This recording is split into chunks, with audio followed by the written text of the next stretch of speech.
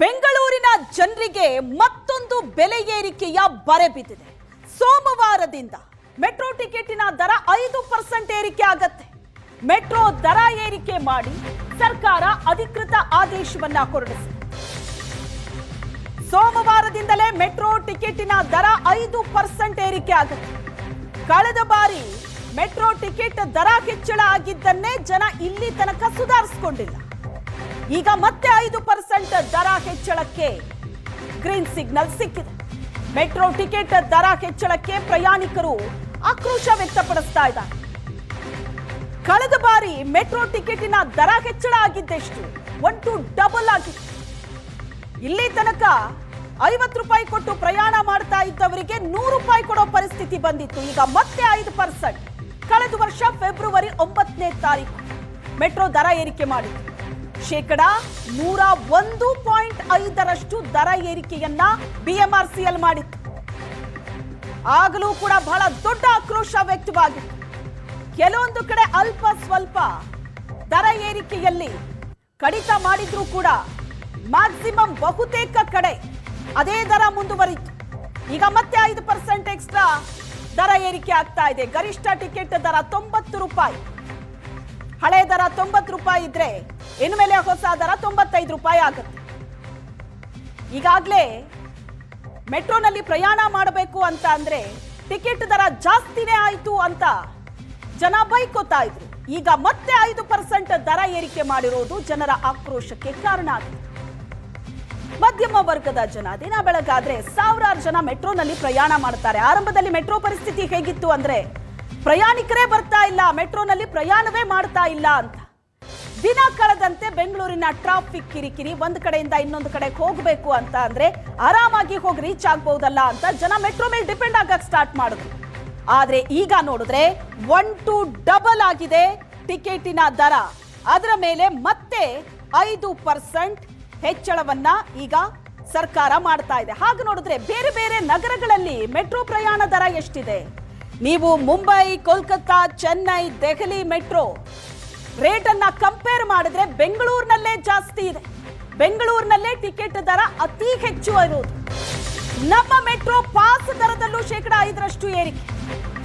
Pass ದರದಲ್ಲೂ ಕೂಡ 5% ಏರಿಕೆ ಆಗಿದೆ.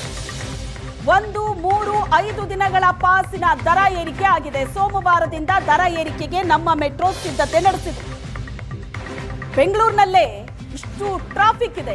ಬೆಂಗಳೂರಿಗೊಂದು ಕುಖ್ಯಾತಿ ಇದೆ. ಟ್ರಾಫಿಕ್ ನ ವಿಚಾರದಲ್ಲಿ 2ನೇ ಸ್ಥಾನ.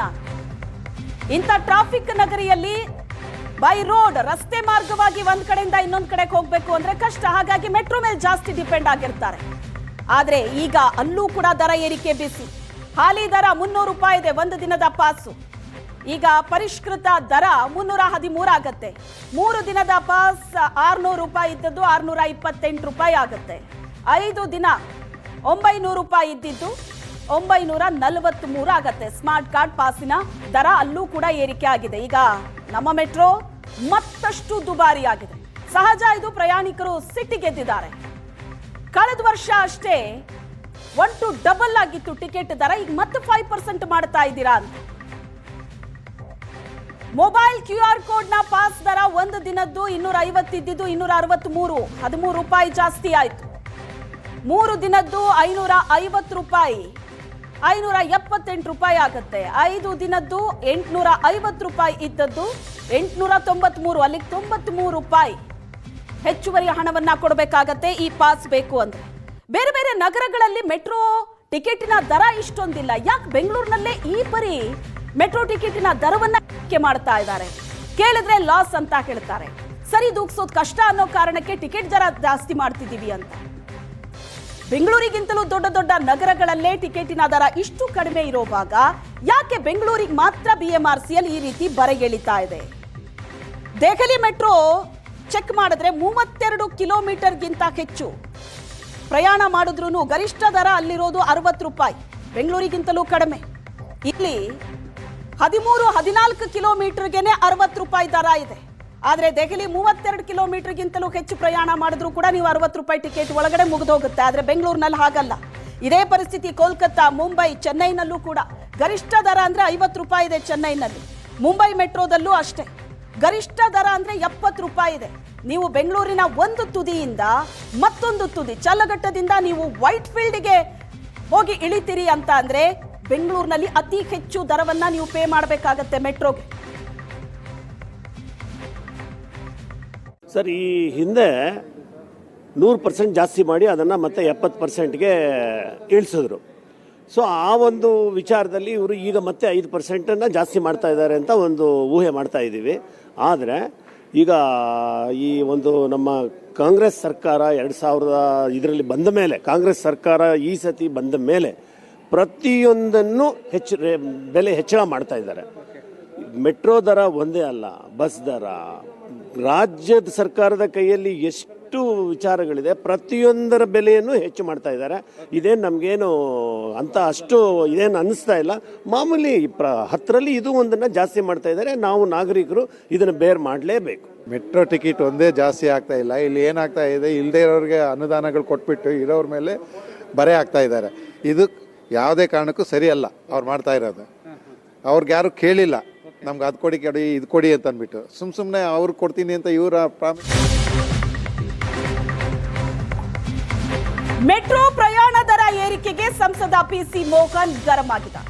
ಸರ್ಕಾರ ದಿವಾಳಿಯಾಗಿರೋದನ್ನ ಬಚ್ಚಿಡೋದಕ್ಕೆ ಪ್ರಯಾಣಿಕರಿಗೆ ಬರೆ ಎಳಿತಾ ಇದೆ. ರಾಜ್ಯ ಸರ್ಕಾರದ ವಿರುದ್ಧ ಪೋಸ್ಟ್ ಮಾಡಿ ಪಿಸಿ ಮೋಹನ್ ಆಕ್ರೋಶ ವ್ಯಕ್ತಪಡಿಸಿದರು.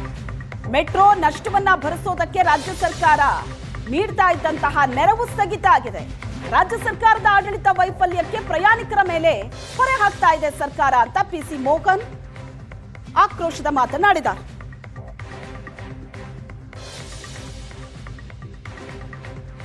ಏನಾಗಿದೆ ಅಂತ ಹೇಳಿದ್ರೆ, ಪರಮೇಶ್ವರ್ ಅವರು ಈ ರಾಜ್ಯದ ಉಪಮುಖ್ಯಮಂತ್ರಿ ಆಗಿದ್ದವರು, ಸೀನಿಯರ್ ಪೊಲಿಟಿಷಿಯನ್ ಅವರು ಒಂದು ತಿಳ್ಕೊಳ್ಬೇಕು. ಇದೊಂದು SPV ಪ್ರಾಜೆಕ್ಟು, ಇದನ್ನು ಅಡ್ಮಿನಿಸ್ಟ್ರೇಷನ್ ಮಾಡುವಂಥದ್ದು ರಾಜ್ಯ ಸರ್ಕಾರ BMRCಯಲ್ಲೂ.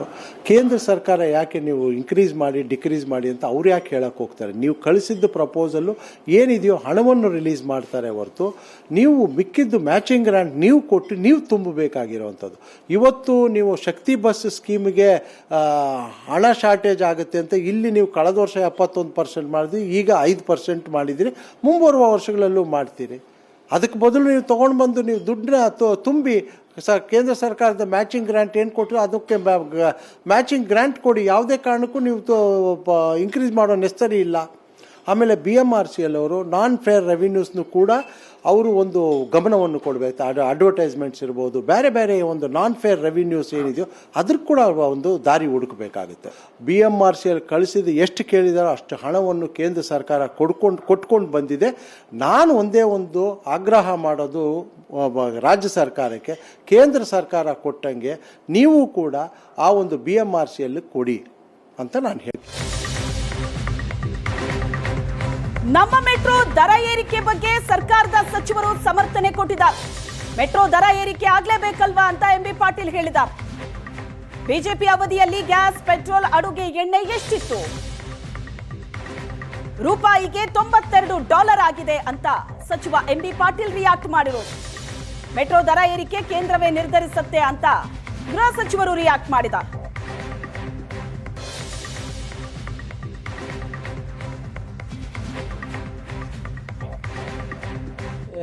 ಮೆಟ್ರೋ ವೇಜಸ್ ಆಗ್ರಿ, ಪೆಟ್ರೋಲ್ ಆಯ್ತು, ಡೀಸೆಲ್ ಆಯ್ತು, ಗ್ಯಾಸ್ ಸಿಲಿಂಡರ್ ಆಯ್ತು, ಎಲ್ಲವನ್ನು ಕೂಡ ಆಗಿದೆ. ಡಾಲರ್ ರೇಟ್ ಹಿಡ್ಕೊಂಡು ಇದೇ ಒಂದು ಸಂದರ್ಭದಲ್ಲಿ ನರೇಂದ್ರ ಮೋದಿ ಅವರು ಡಾಲರ್ ರೇಟ್ ಏನೋ $1 ₹58, $58 ಆಗಿದ್ದಕ್ಕೆ ನರೇಂದ್ರ ಮೋದಿ ಅವರು ಬೊಬ್ಬೆ ಆಗ್ತಿದ್ರು. ಗುಜರಾತ್ ಚೀಫ್ ಮಿನಿಸ್ಟರ್ ಇದ್ದಾಗ $58 ಆಗಿದೆ ನೋಡಿ, ನೀವು ಏನು ಪರಿಸ್ಥಿತಿ, ದೇಶದ ಪರಿಸ್ಥಿತಿ. ಈಗ 92 ಆಗಿದೆ ನರೇಂದ್ರ ಮೋದಿ ಅವರ ನಿಮ್ಮ ಪ್ರಧಾನಮಂತ್ರಿ ಆದಾಗ. ನಮ್ಮ ಸರ್ಕಾರ ಇದ್ದಾಗ ಪೆಟ್ರೋಲ್ ರೇಟ್ ಎಷ್ಟಿತ್ತು? ಮನಮೋಹನ್ ಸಿಂಗ್ ಇದ್ದಾಗ ₹65 ಇತ್ತು, ಇವು ₹102 ಆಗಿದೆ. ಡೀಸೆಲ್ ರೇಟು ₹58 ಇತ್ತು, ಈಗ $98 ಆಗಿದೆ. ಗ್ಯಾಸ್ ಸಿಲಿಂಡರ್ ₹450 ಇತ್ತು, ಈಗ $11,000 ಮೇಲೆ ದಾಟಿದೆ. ಮೂಡು ಎಣ್ಣೆ, ಅಡುಗೆ ಎಣ್ಣೆ ಇತ್ತು ₹50 ಇತ್ತು, ಈಗ 170ಕ್ಕೆ ಹೋಗಿದೆ, 50 170 ತನಕ ಹೋಗಿದೆ. ಬೇಳೆ, ಕಾಳು ಎಲ್ಲನೂ ಕೂಡ. ಆಮೇಲೆ ಬಜೆಟ್ನಲ್ಲಿ ಬಡವರಿಗೆ ಆಗಲಿ, ನೌಕರಸ್ಥರಿಗಾಗಲಿ, ಕೆಳ ಮಧ್ಯಮ ವರ್ಗಕ್ಕೆ ಏನೇನು ಕೊಟ್ಟಿಲ್ಲ. ಪ್ರಶ್ನೆ ಮಾಡಿದರೆ ಅವ್ರಿಗೆ ಗೊತ್ತೂ ಇರೋದು, ನೆನಪು ಇರೋರಿಗೆ ಬಜೆಟ್ನಲ್ಲಿ ಮಧ್ಯಮ ವರ್ಗ ನೋಡಿದಿರಲ್ಲ ನೀವು ರಿಮಾರ್ಕು. ಫೈನಾನ್ಸ್ ಮಿನಿಸ್ಟರ್ ನಿರ್ಮಲಾ ಸೀತಾರಾಮನ್ ಅವರು ಯಾರೋ ಕೇಳಿದ್ರೆ ಮಧ್ಯಮ ವರ್ಗಕ್ಕೆ ನೀವು ಸ್ಯಾಲರಿ ಕ್ಲಾಸ್ಗೆ ಏನು ಕೊಟ್ಟಿದ್ದೀರ ಮಗ ಊ ಅಂತಾರೆ. ಊ ಅಂದರೆ ಶೇಸ್ ಫಾರ್ಗೋಟನ್ ಉದ್ಗಾರ ಮಾಡ್ತಾರೆ ಅವರೇ ಹೌದಲ್ಲ ಅಂತ ಶಾಕಾಗಿ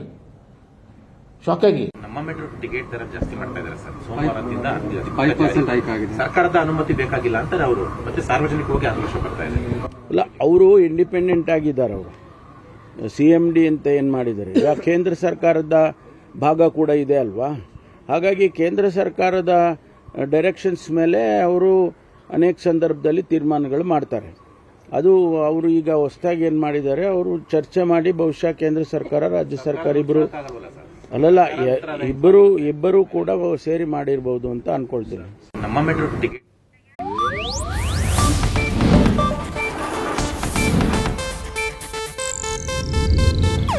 ಇದು ಏಷ್ಯಾನೆಟ್ ನ್ಯೂಸ್ ನೆಟ್ವರ್ಕ್ ಪ್ರಸ್ತುತಿ.